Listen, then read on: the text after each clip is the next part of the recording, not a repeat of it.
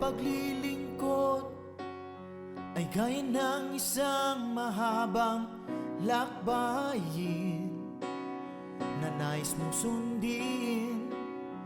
May pagbabata at mga pagsubok na haharapin. Maging sa iyong isip, minsan hindi mo na kaya, na para bang susuko ka.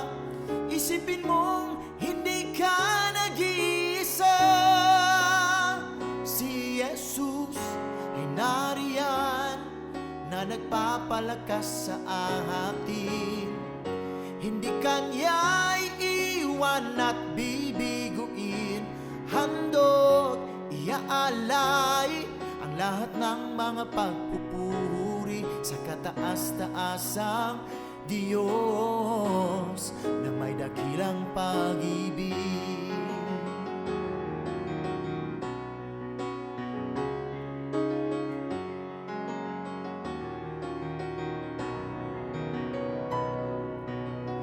Dito sa mundo, marami kang pagsubok na tatahakin.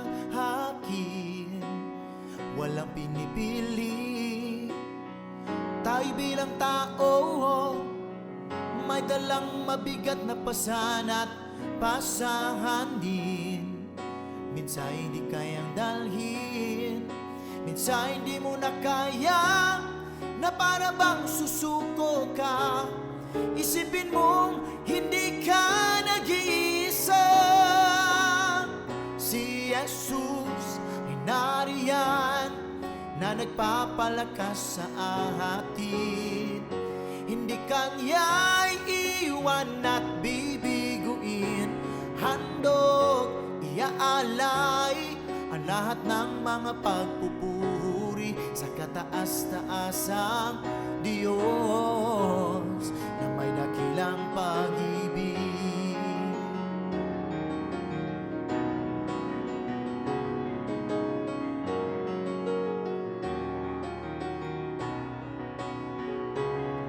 Ang kanyang kaharian ang siyang unang hahanapin. Lahat ng bagay idaradag sa'yo.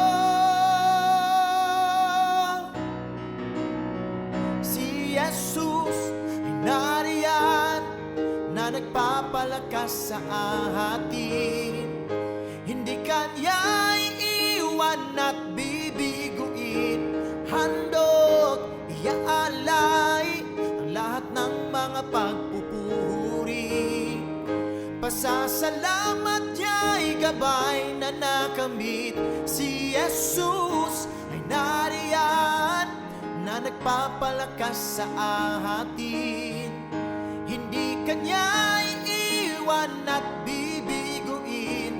Handog iaalay ang lahat ng mga pagpupuri sa kataas-taasang Diyos na may dakilang pag-ibig.